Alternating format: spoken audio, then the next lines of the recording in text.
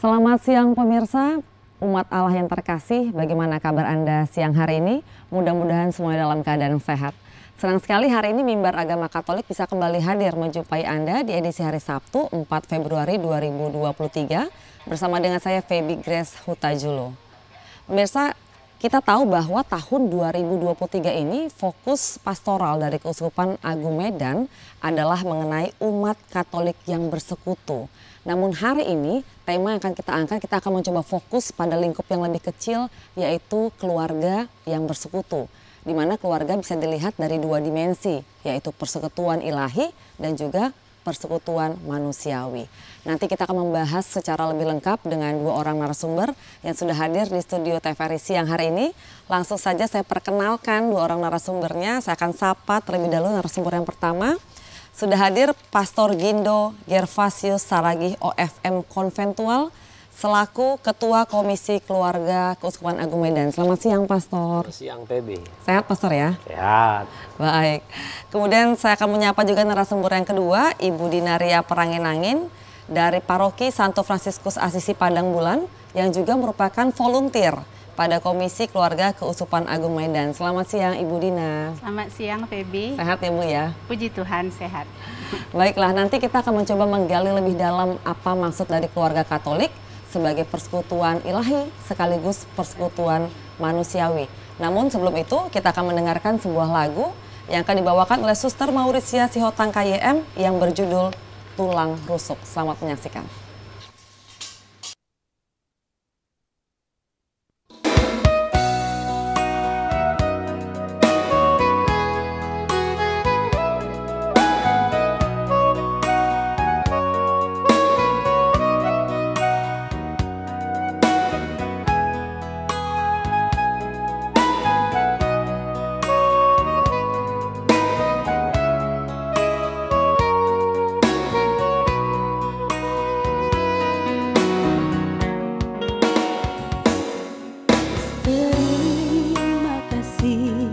Ku ucapkan padamu atas dia yang kau berikan padaku.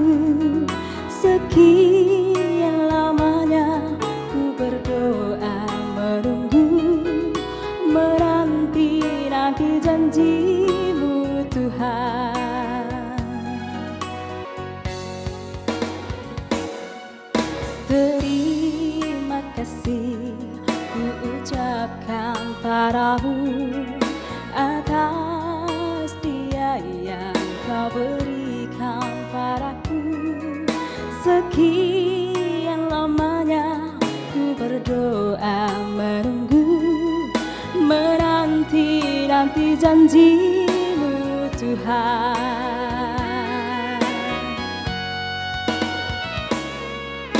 Tulang rusuk yang aku nantikan, kini ku dapat mendampingimu. Tulang rusuk yang aku nantikan, kini ku telah jadi penolongmu. Kita berdua menjadi satu dalam kasihnya, menjadi satu. Kita berdua menjadi satu, melayani Tuhan selama-lamanya.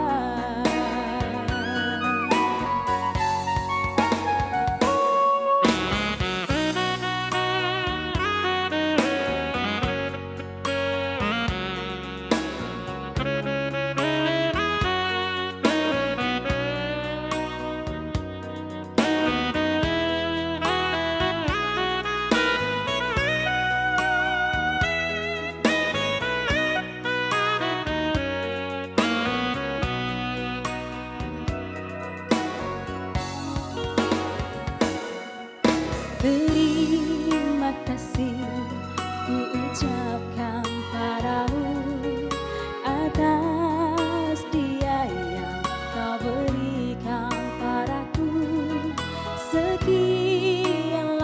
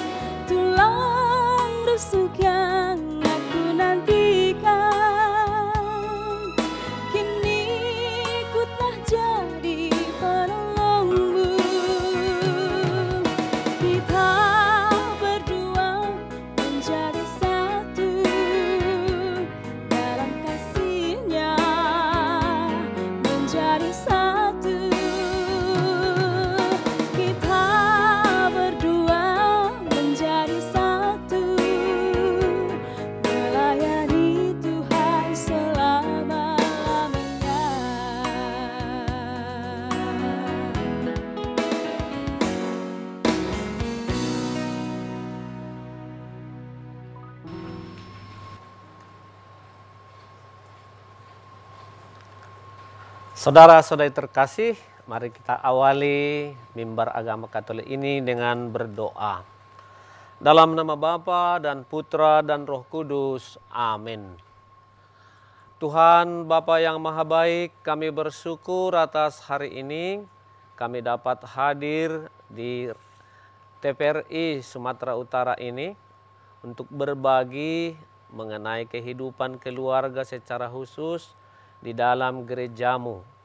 Semoga mimbar agama Katolik ini semakin memajukan kehidupan keluarga-keluarga umat beriman di Keuskupan Agung Medan, sehingga dengan demikian dapat menjadi persekutuan ilahi sekaligus juga persekutuan manusiawi yang menampakkan kehadiranmu di tengah-tengah dunia dan menjadi rahmat dan berkat bagi semua orang. Hadirlah bersama kami, semoga acara ini menjadi tanda kemuliaan bagi namamu serta keselamatan bagi umatmu. Dengan pengantaran Kristus Tuhan kami. Amin. Dalam nama Bapa dan Putra dan Roh Kudus. Amin. Saudara-saudari, bacaan untuk renungan kita pada hari ini diambil dari Injil Markus bab 10 ayat 6 sampai ayat 9.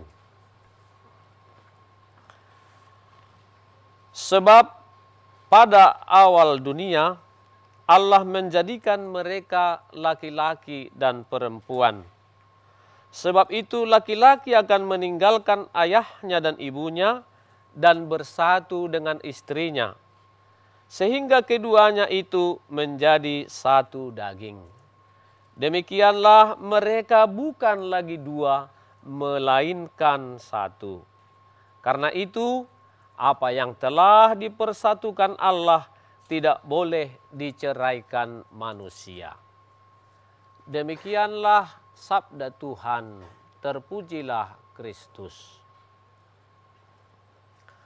Saudara-saudari yang terkasih, keluarga merupakan bagian terpenting dalam kehidupan gereja dan masyarakat. Banyak orang mengatakan tidak mungkin ada kehidupan masyarakat yang baik bila tidak ada keluarga yang baik di dalamnya. Dengan logika yang sama, kerap kali dikaitkan dengan kehidupan gereja. Tidaklah mungkin gereja mandiri dan berbuah bila didukung oleh keluarga, tidak didukung oleh keluarga-keluarga Katolik di dalamnya. Keluarga sebagai gereja kecil, atau seperti kata Santo Yohanes Chrysostomus, sebagai gereja rumah tangga, adalah tempat Yesus hidup dan berkarya untuk keselamatan manusia dan untuk berkembangnya kerajaan Allah. Anggota-anggota keluarga yang terpanggil untuk iman dan hidup kekal adalah peserta dalam hidup kodrat ilahi. Disampaikan oleh surat Petrus yang kedua bab 1 ayat 4. Artinya, setiap anggota keluarga itu mengambil bagian dalam kodrat ilahi. Paus ke-6 mempertajam pengertian keluarga sebagai gereja kecil dalam ensikliknya Evangelii Nuntiadi dengan menulis, keluarga patut diberi nama yang indah, yaitu sebagai gereja rumah tangga, gereja domestik. Ini berarti bahwa di dalam setiap keluarga Kristiani hendaknya terdapat bermacam-macam segi yang ada di dalam gereja yang besar. Sebagai gereja, keluarga itu merupakan tubuh Yesus Kristus. Sebagai gereja juga, setiap keluarga dipanggil untuk menyatakan kasih Allah yang begitu luar biasa, baik ke dalam maupun keluar keluarga. Oleh karena itu, setiap anggota keluarga diberi makan sabda Allah dan sakramen-sakramen. Mereka pun seharusnya mengungkapkan diri dalam cara mereka berpikir, cara mereka bertingkah dan berbuat dalam semangat Injil setiap hari.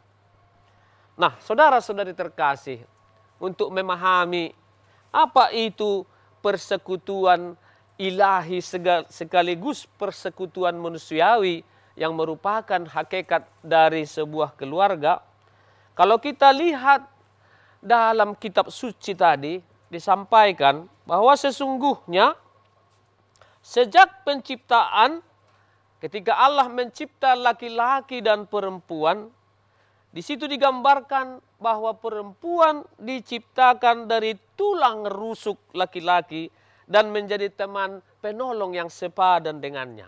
Seperti lagu yang baru kita dengarkan tadi. Jadi persatuan laki-laki dan perempuan itu menjadi persatuan satu daging. Dan persatuan ini sudah direncanakan Allah sejak semula ketika Dia menciptakan laki-laki dan perempuan. Beranak cuculah dan bertambah banyaklah, penuhilah bumi dan taklukkanlah itu. Kejadian 1 ayat 28. Dalam perjanjian baru ditegaskan lagi bahwa laki-laki akan meninggalkan ayah dan ibunya dan bersatu dengan istrinya sehingga mereka menjadi satu daging. Dan bahwa laki-laki dan perempuan yang telah dipersatukan oleh Allah tidak boleh diceraikan oleh siapapun. Terjadinya perkawinan antara pria dan wanita berkaitan dengan penciptaan manusia menurut citra Allah. Allah adalah kasih. Kasih Allah itulah yang terlihat jelas dalam trinitas di antara Bapa, Putra, dan Roh Kudus. Persatuan kasih yang tanpa paksaan, setia, menyeluruh, total, dan menghasilkan buah. Hal inilah yang ditampakkan dalam diri Sang Putra yang mengasihi salib untuk melaksanakan rencana Bapa menyelamatkan manusia. Oleh karena itu, saudara-saudari terkasih, perkawinan yang direncanakan Allah sebagai gambaran hubungan akan kasih-Nya dengan umat-Nya dalam perjanjian lama, kini kita alami dalam diri Kristus yang mencintai gereja dengan sehabis-habisnya, setotal-totalnya. Demikianlah kita semua, umat beriman, keluarga-keluarga yang telah dipersatukan lewat perkawinan yang suci ini, kiranya juga menjadi keluarga dalam satu tubuh Kristus yang menghasilkan buah. Itulah persekutuan yang harus diperjuangkan keluarga-keluarga setiap hari. Demikian kita akan lanjutkan lagi refleksi ini dalam dialog berikutnya. Dan sekarang marilah kita dengarkan satu lagu kedua, Janji Perkawinan.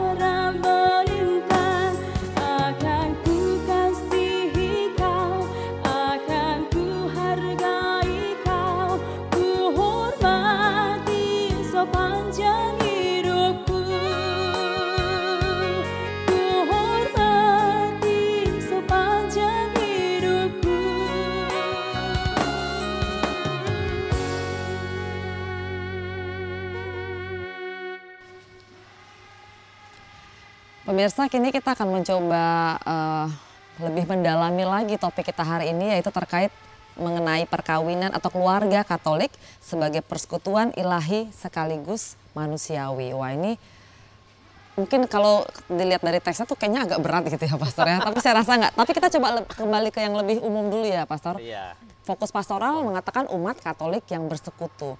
Sebenarnya poin-poin penting dari fokus pastoral tahun ini tuh apa sih Pastor? Baik, Pebi.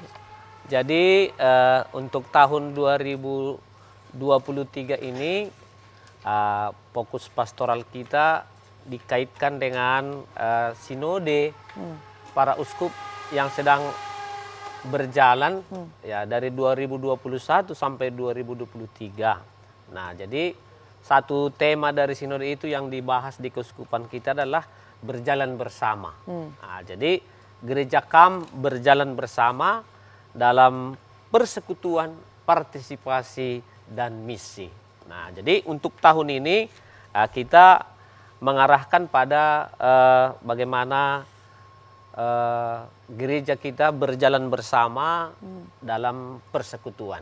Nah, maka fokus pastoral tahun ini adalah umat Katolik yang bersekutu. Nah, nanti keluarga termasuk bagian dari umat Katolik yang bersekutu. Tapi itulah konteksnya, konteks dari tema kita hari ini, ya tema besar ini ya, umat Katolik yang bersekutu.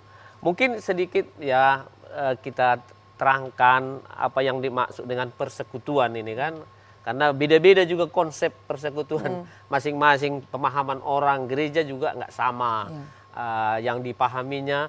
Dalam gereja Katolik ini seperti apa itu konsep persekutuan ini?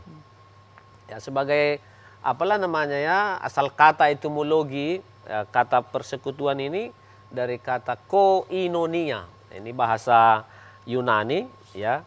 Dan pengertian atau arti dari kata ini berkembang terus sejak awal apa artinya ini. Nah, jadi zaman dulu ada orang yang menonton teater gitu ya, panggung pertunjukan, lalu orang yang berkumpul bersama untuk menonton itulah persekutuan. Nah, itulah pemahaman awal mengenai persekutuan. Jadi sejumlah orang berkumpul mendapatkan manfaat bersama, disatukan oleh satu kepentingan. Nah, dan kebersamaan itu karena kesenangan menonton itu ya kan.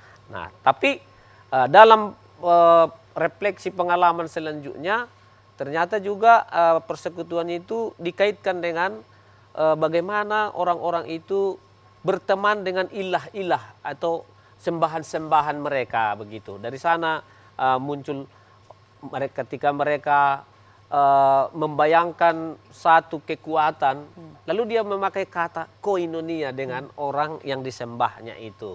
Nah, sekarang dalam perjanjian baru kan berkembang itu. Dalam perjanjian baru, kalau kita ingat dalam kisah para rasul yang berkumpul jemaat perdana itu, mereka juga disebut sebagai satu persekutuan. Nah, jemaat perdana itu. Nah, koinonia itu menggambarkan hubungan dalam gereja perdana. Ketika mereka memecah-mecah roti dalam satu perjamuan, nah, dan itu adalah satu persekutuan dengan Kristus. Sekaligus juga mereka mengenang Kristus yang selama perjamuan dulu memberikan mereka makanan, minuman, ya, tubuh dan darahnya. Maka istilah koinonia dalam gereja Kristen ini sebenarnya mau menunjukkan eksistensi umat beriman yang saling mengasihi. Jadi kalau orang saling membunuh bukan koinonia namanya. Bukan persekutuan. Bukan persekutuan. Nah, mungkin itu permupakatan atau apalah namanya ya. Jahat.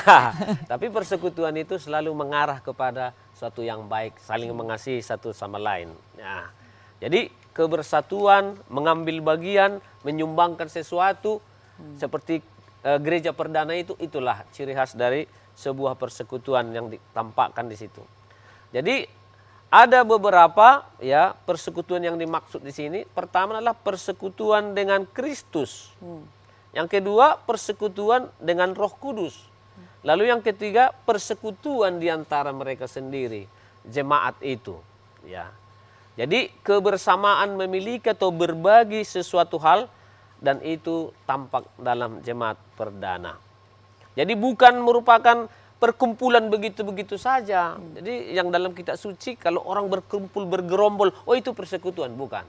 Jadi persekutuan itu mengarah kepada ya soteriologis, hidup yang akan datang. Jadi orang berkumpul bersama bahwa ada yang mereka harapkan ke depan. Artinya maksudnya apakah fokus pastoral ini mengharapkan spiritnya kita Ya, kembali ke spirit seperti jemaat mula-mula dulu. Nah, itulah yang dimaksud di sini, bahwa ya supaya umat beriman menyadari hakikat panggilannya. Jadi karena apa? Dalam perjalanan waktu kehidupan jemaat ini ada juga mereka yang merasa dipinggirkan, ya kan? Merasa tidak ikut, nantilah, atau ikut nggak ikut. Ada yang menjauh, jadi dia lupa bahwa setiap orang, ya seorang yang sudah dibaptis itu, dia itu hakikatnya adalah untuk bersekutu dengan Allah, ya. Jadi gereja sebagai satu persekutuan berakar pada keputusan Allah supaya kita semua ya memperoleh kebahagiaan dalam persekutuan dengan Dia. Nah, itu sudah merupakan landasan teologis dari sebuah persekutuan. Lalu yang berikut ya, gereja adalah umat Allah yang disatukan. Dan kesatuan kita itu apa? Berdasarkan kesatuan Bapa, Putra, dan Roh Kudus. Itulah persekutuan yang ideal. Di dalamnya tidak ada lagi kebencian, merasa lebih hebat, lebih tinggi, lebih penting, kesombongan. Jadi persekutuan ilahi Tritunggal Maha Kudus itu ya persekutuan yang ideal, yang kesanalah kita semua diharapkan. Ya. Kemudian gereja yang merupakan kumpulan orang yang dipanggil ke persekutuan itu menemukan identitasnya di dalam Kristus sebagai kepala. Jadi sebuah persekutuan harus ada juga kepalanya kan? Dan kepalanya itu adalah Kristus. Nah, jadi bagaimana kita dapat mengalami itu? Ya, ketika kita merayakan sakramen-sakramen dalam gereja. Karena sakramen itu adalah tanda yang menghadirkan Kristus. Nah, dengan ikut dalam sakramen-sakramen menyambut komuni contoh kan, di situ kita menjadi bersatu, bersekutu lebih erat lagi. Karena kita sambut, kita santap Kristus masuk ke dalam diri kita. Kita mengalami di situ realitas kasih, kita berjumpa dengan Dia secara rohani, kita alami itu ya.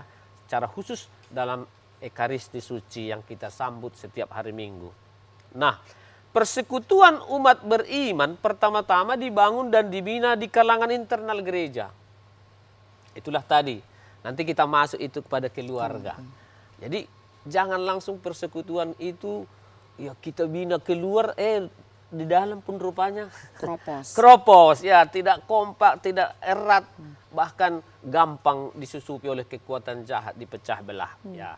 Dan itu kita tampakkan dalam keaktifan ikut serta dalam berbagai kegiatan gereja, entah itu pembinaan rohani, peningkatan kualitas hidup rohani, entah doa, ekaristi, lain-lain ya, maupun dalam berbagai aksi sosial, berbuat kasih, berbuat aksi nyata dalam kehidupan masyarakat di sekitar, di lingkungan kita.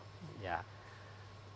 Dengan kata lain, dikatakan bahwa persekutuan umat beriman itu juga persekutuan ilahi dan manusiawi juga, ya kan?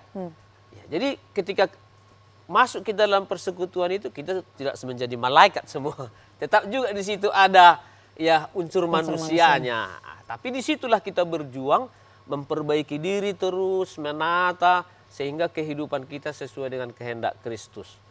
Dan tidak cukup di situ, kita harus juga bergerak keluar. Nah, bagaimana caranya kita bergerak keluar? Kita cobalah itu melalui menghidupi keluarga sebagai satu persekutuan. Nah, dengan itu nanti akan berbuah kan begitu. Nah, seperti Pebi sendiri sudah berkeluarga kan. Nah, tidak cukup sebagai bagaimana saya menghayati persekutuan itu, menampakkan itu keluar. Tentu kamu alami dulu dalam rumah tanggamu ya kan. Kamu mulai dengan janji perkawinanmu. Aku mau mencintai kau. Siapa namanya teh? Crimson. Si Tanggang, ya kan? Ya. Itu kamu mulai dengan satu orang dulu, tidak langsung berjanji mencintai semua orang kan? Kamu berjanji mencintai dia dulu dengan setia, dengan sungguh-sungguh, dengan baik, sehingga dari sana memancarlah ya kesaksian itu kepada semua orang. Nah, Bapak Ibu saudara-saudari terkasih, ya, sekarang kita sampai kepada bagaimana keluarga itu menjadi satu persekutuan ilahi sekaligus juga persekutuan manusiawi, ya. Nah, pertama bahwa perkawinan itu adalah sebuah sakramen, ya. Sebuah sakramen di mana itu adalah menjadi tanda dan sarana keselamatan yang diberikan Tuhan kepada kita. Dari mana itu? Ya, dari kitab suci tadi kan sudah kita dengar. Kitab suci sudah berkata seperti itu. Jadi bukan asal dibuat-buat ini. Perkawinan dalam gereja ini ada sumber biblisnya. Nah, berdasarkan kitab suci itulah kemudian gereja ya menyatakan bahwa perkawinan adalah persekutuan seumur hidup yang sungguh antara seorang pria dan sungguh wanita sesuai dengan hukum. Nah, jadi itu konsekuensi dari bacaan tadi, tidak boleh diceraikan katanya kan. Jadi seumur hidup. Ya. Apa yang dimaksud dengan seumur hidup antara pria dan wanita itu? Bahwa perkawinan seumur hidup itu terarah kepada kesejahteraan suami istri. Jadi orang tidak tinggal hidup bersama supaya ya masing-masing tenang, tapi supaya dua-dua mengalami kesejahteraan. Tidak cukup di situ, mereka juga akan melahirkan generasi yang baru. Karena Tuhan berkata beranak cuculah. Ya, berkembang biaklah, penuhilah bumi ini, kuasailah. Nah, dengan perkawinan Allah juga kita diberi tugas untuk melanjutkan ya proses kelahiran. Tidak cukup di situ, juga harus dididik. Dididik anak-anak ini baik secara jasmani maupun rohani. Tahu dia ya bagaimana tujuan hidupnya, lalu apa yang harus dia lakukan sebagai seorang Kristen. Dia mengalami Allah dalam hidupnya, ya. Dia mengimani, percaya kepada Tuhan tanpa paksaan. Dia setia dan akhirnya hidupnya berbuah. Nah, itulah panggilan dari sebuah keluarga Kristen. Ya. Dengan kata lain dikatakan bahwa keluarga itu menjadi tanda kehadiran Kristus di tengah-tengah dunia. Artinya, Pastor, berarti sepenting itu ya peran keluarga ya, terutama dalam mungkin misi yang lebih besar yang tadi umat bersekutu. Berarti sebenarnya keluarga ini punya tugas penting kan, Pastor? Kira-kira apa sih yang harus, maksudnya buahnya keluar gitu dalam hidup menggereja? Apa tugas-tugas penting yang harusnya peranan keluarga ini sendiri gitu dalam lingkup yang lebih besar, Pastor? Baik, yang pertama sebenarnya ya kalau ditanya suami istri kan, kenapa kau menikah? Supaya punya keturunan, kan gitu biasanya kan. Saya kalau ditanya kanonik gitu, kamu menikah kenapa? Supaya ada anak pastor, kan gitu. Penerus marga. Tapi bahagia pertama, Ya, bahagia, tapi yang kebahagiaan suami istri itulah kesejahteraan. Lalu yang kedua ya kelahiran dan pendidikan anak-anak. Ya, jadi yang pertama ya tadi bahwa mereka adalah menjadi satu persekutuan satu sama lain yang menampakkan kehadiran Kristus yang membahagiakan satu sama lain. Dan mereka adalah mitra Allah dalam meneruskan ya, tugas penciptaan, menurunkan kehidupan baru, itu mitra Allah. Ya. Keluarga menjadi tempat persemaian dan perlindungan.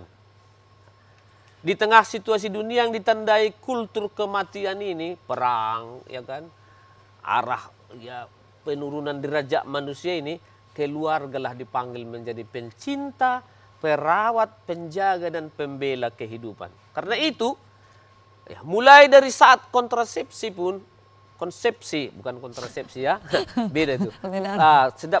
Sejak masa pembuahan itu, di situ sudah diatur oleh gereja supaya anak-anak ini dijaga. Nah, tidak ada diberi peluang untuk pengguguran, contoh aborsi, kan itu kan sesuatu yang bertentangan dengan kehidupan itu. Karena itu kultur yang dibangun, budaya yang dibangun adalah budaya kehidupan. Ya. Dan budaya kehidupan ini budaya yang juga berpihak kepada bukan hanya masalah keturunan, tapi juga orang-orang miskin, orang-orang lemah, orang yang menderita. Itu juga panggilan dari setiap keluarga. Ini semua kan sudah dijelaskan ya Pastor, kalau misalnya dalam kursus persiapan perkawinan itu sudah dijelaskan kan Pastor? Artinya semua pasangan harusnya memang sudah paham dasar ini dan tugas mereka ketika sudah membentuk keluarga kan Pastor? Iya. Sudah Pastor. Oke, nah Pastor, dalam prakteknya gitu ya, kayak ya di gereja saya misalnya gitu kan, sebenarnya setiap bulan itu ada pasangan-pasangan yang memperbaharui janji nikah gitu ya. Sebenarnya pentingnya apa sih Pastor memperbaharui janji nikah? Mungkin ada yang merasa malu atau gimana gitu ya, jadi mereka tidak mau maju atau memperbaharui janji nikah. Padahal itu sebenarnya penting ya Pastor? Mengulang kembali janji nikah itu untuk apa? Merawat pernikahan itu sendiri atau gimana Pastor? Baik, sebentar nanti saya teruskan, masih ada beberapa menit lagi ya tema ini. Jadi bagaimana peranan umat Katolik atau keluarga Katolik begitulah ya di tengah masyarakat tadi, supaya dia menampakkan suatu persekutuan manusia dan ilahi. Yang pertama, bahwa keluarga itu dipanggil menjadi persekutuan antar pribadi. Nah, jadi dalam persekutuan itu tidak melebur, kehilangan identitas, tetap kita pribadi yang mandiri, pribadi yang utuh, ya, di mana kita bertumbuh menjadi satu pribadi yang penuh cinta kasih satu sama lain. Lalu yang kedua, selain membentuk persekutuan, ya, sebagai apa ya, bahasa yang lebih jelas dari apa yang saya sampaikan tadi, mengabdi kehidupan, itulah tadi meneruskan apa namanya, keturunan dan juga merawat proses kelahiran dalam diri anak-anak. Yang berikut yang ketiga, yakni ikut serta membangun masyarakat. Nah, kita dipanggil tidak hanya untuk diri sendiri, tapi juga untuk umat atau masyarakat di sekitar kita. Yang keempat, ikut serta dalam hidup dan perutusan gereja. Seperti Yesus dipanggil menjadi imam, nabi, dan raja, seperti itulah juga keluarga-keluarga. Demikian kiranya peranan keluarga di dalam masyarakat. Oke, nanti kita akan sambung lagi Pastor. Namun sebelum itu kita akan jeda sejenak. Kita akan mendengarkan sebuah lagu berjudul Kasih yang dibawakan oleh Suster Maurisia Sihotang KYM. Selamat menyaksikan.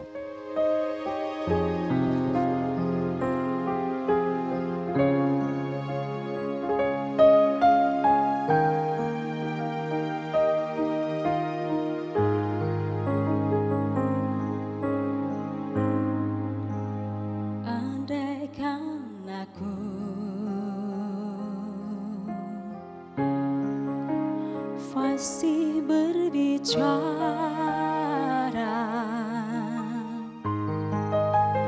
namun tak punya cinta kasih. Ku bagai gong yang bergaul,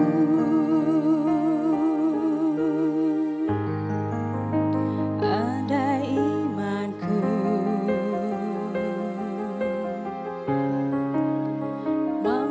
pindahkan gunung, namun tak punya cinta kasih, ku tiada berguna.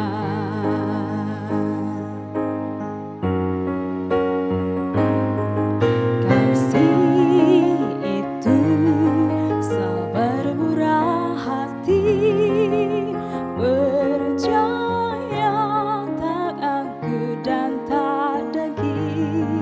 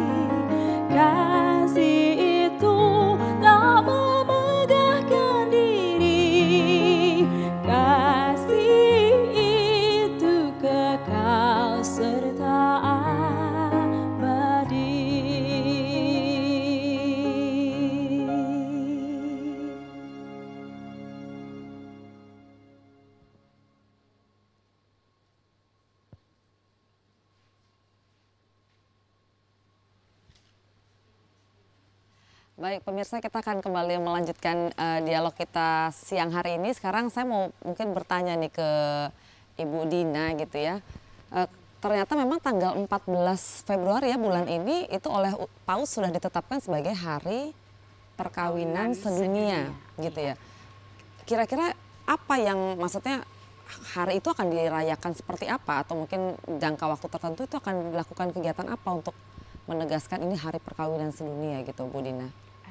Oke, terima kasih.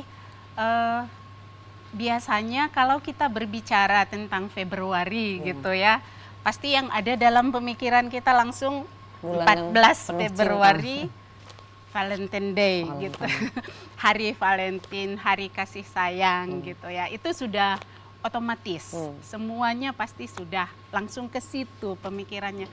Ternyata kita tidak tahu selama ini bahwa tanggal 14 Februari itu ternyata juga sudah diadopsi oleh gereja sebagai sebuah hari yang istimewa, yaitu Hari Perkawinan Sedunia. Nah, itu sebenarnya berawal dari peringatan yang dilakukan oleh sebuah komunitas di dalam gereja, yaitu komunitas Marriage Encounter. Nah, mereka merayakan hari perkawinan, kemudian pada tahun 1983 itu mereka tetapkan sebagai hari perkawinan menyeluruh, dan pada tahun 1993 Paus Yohanes Paulus II memberikan berkat absolut kepada hari itu sebagai hari perkawinan sedunia. Artinya gereja mengakui dan menetapkan bahwa tanggal 14 Februari itu merupakan hari perkawinan sedunia. Jadi terutama bagi kita umat Katolik, hendaknya mulai tahun ini kita janganlah hanya merayakan sebagai hari Valentine Day, kasih coklat gitu ya. Kasih coklat gitu kan, tapi hendaknya kita juga sungguh menghayati itu sebagai sebuah hari istimewa di dalam perkawinan kita gitu. Nah, dan yang berpuncak pada tanggal 14 itu ya. Nah, tadi kan Feby juga ada bertanya ke pastor ya tentang pembaharuan janji perkawinan. Nah, pada tanggal 14 Februari itu memang sebagai hari perkawinan sedunia itu sangat diharapkan seluruh pasutri melakukan pembaruan janji perkawinannya. Untuk apa gitu kan? Untuk apa? Karena banyak sekali pasutri-pasutri ini pada akhirnya tawar dengan janji itu. Sepertinya biasa aja, sudah tanpa rasa gitu. Semua sudah biasa-biasa saja gitu. Maka akan sangat baik kalau setiap tahun kita memperingati hari itu, membaharui, sehingga aku benar-benar menyadari lagi bahwa aku pernah berjanji dan tetap berjanji pada pasanganku bahwa aku akan tetap setia padanya dalam untung dan malang, dalam suka dan duka, di waktu sehat dan sakit. Dan berjanji untuk tetap mengasihi dan menghormati dia seumur hidup apapun adanya gitu. Jadi itu memang sangat penting kita adakan pembaharuan janji perkawinan setiap tahunnya. Setidaknya menyegarkan kembali janji itu supaya roh janji itu sungguh-sungguh hidup gitu ya kan. Nah, dan pada kenyataannya memang begitu banyak pasangan-pasangan yang enggan melakukannya. Bukan cuma di gereja Feby. Di gereja kami juga seperti itu. Dulu setiap bulan kita adakan misa khusus untuk perkawinan yang menikah di bulan itu. Kita kumpulkan lalu diberikan rosario sebagai tanda kasih dari gereja. Tapi ternyata enggak ada, paling 3-4 pasang yang mau melakukannya gitu.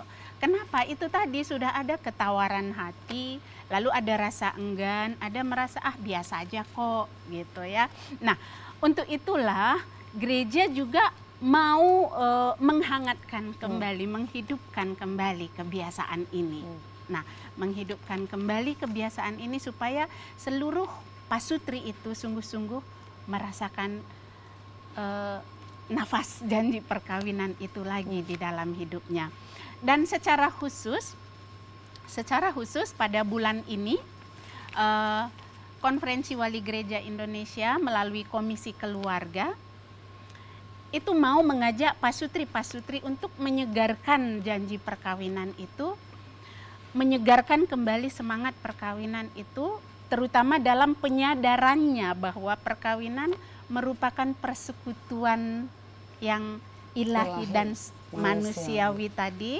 Maka KWI memprasaranai dan mau mengajak setiap pasutri untuk mempersiapkan diri mereka, membenahi diri mereka sepenuhnya agar mereka sungguh-sungguh pada tanggal 14 Februari nanti mereka mau dan mampu mengucapkan serta menghidupi kembali janji perkawinannya dengan baik. Artinya ada rangkaian kegiatan lain sebelum puncaknya tanggal 14 itu, Bu? Iya, ada rangkaian retret ya, itu yang dipersiapkan. Ada 7 materi yang dipersiapkan oleh gereja yang akan diberikan kepada umat beriman, dan sangat diharapkan setiap pasutri mengikuti retret tersebut setidaknya dari rumah mereka gitu. Dan Komisi Keluarga Keuskupan Agung Medan juga secara istimewa mempersiapkannya, Pastor ya. Ada semacam panduannya. Iya,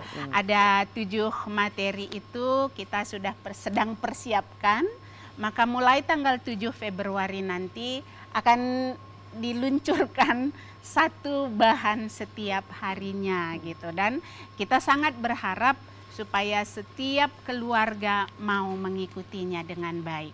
Kenapa itu dilakukan? Supaya mereka sungguh-sungguh menyadari bahwa kebersamaan antara suami dan istri itu terutama itu sangat penting.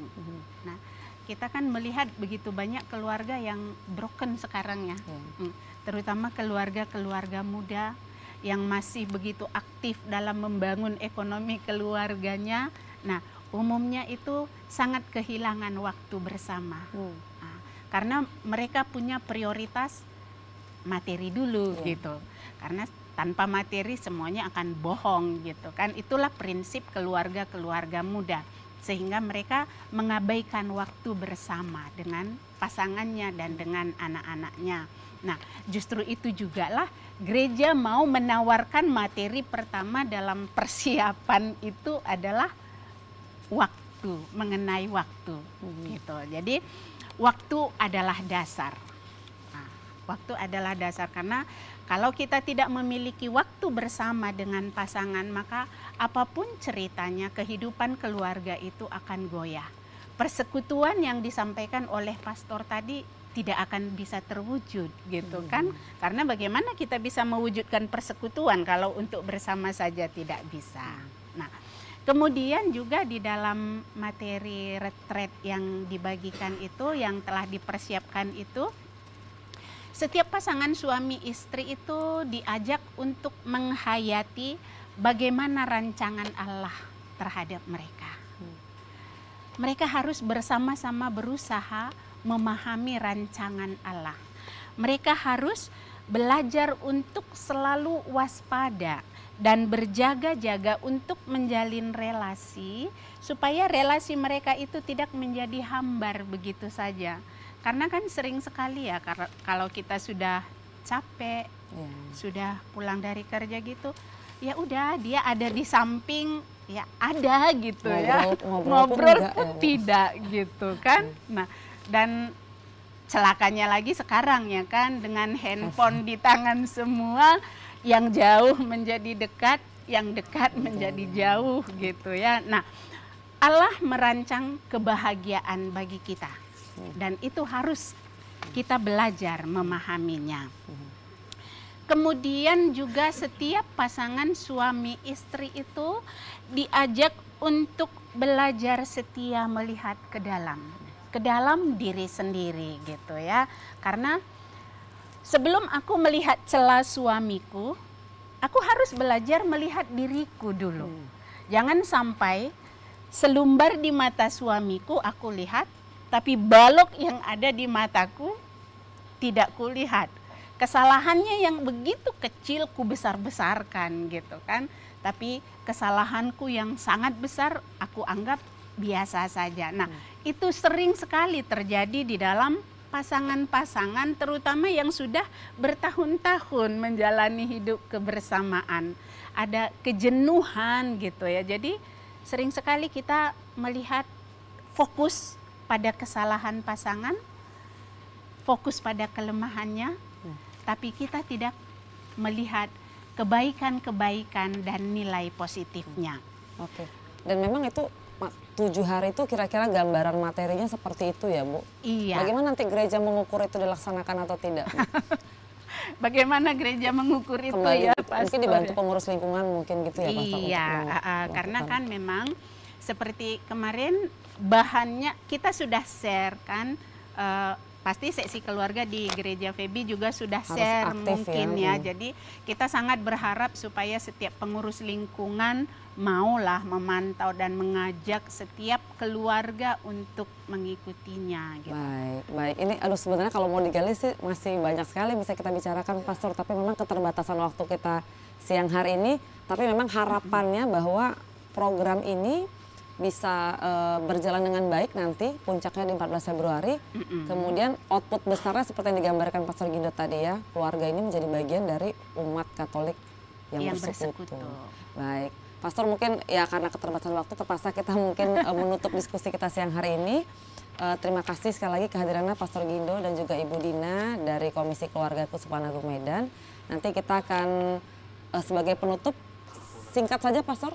Mungkin hanya kalimat singkat saja, Pastor, karena waktu kita terbatas.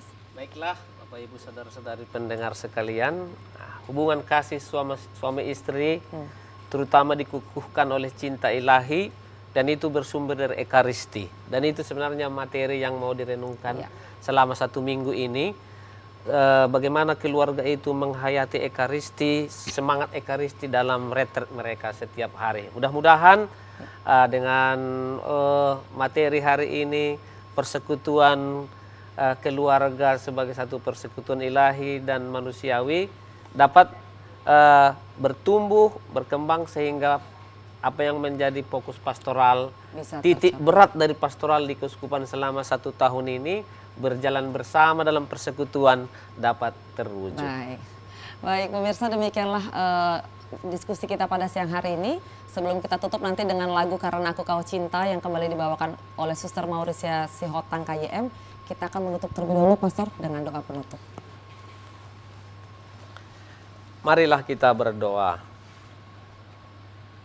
Dalam nama Bapa dan Putra dan Roh Kudus. Amin. Ya Tuhan, Bapa Maha Baik, terima kasih karena Engkau telah memanggil kami untuk ikut dalam persekutuan kasih-Mu. Engkau tidak melupakan kami, tetapi tetap mengajak, mendorong, dan merangkul kami untuk menjadi satu persekutuan di dalam Engkau. Walaupun kami sering menjauh, tidak setia, tetapi Engkau tetap setia.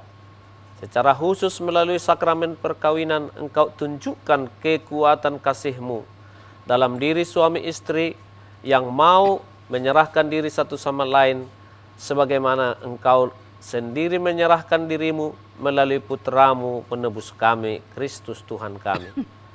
Maka berkatilah seluruh keluarga-keluarga di Keuskupan Agung Medan, supaya mereka mampu menampakkan persekutuan ilahi, tetapi juga persekutuan manusiawi yang dipenuhi juga kelemahan, tetapi tidak akan kalah oleh kekuatan ilahi.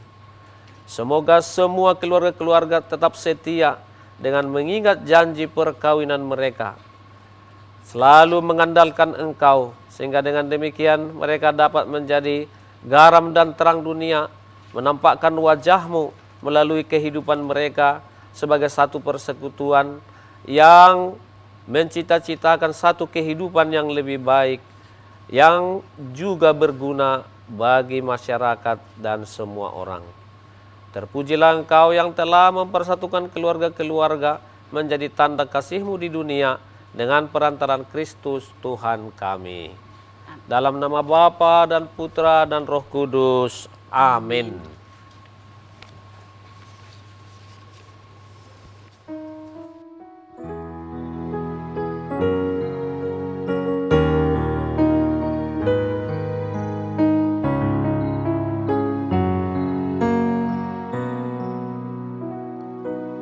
tiada nada, tiada suara mampu tak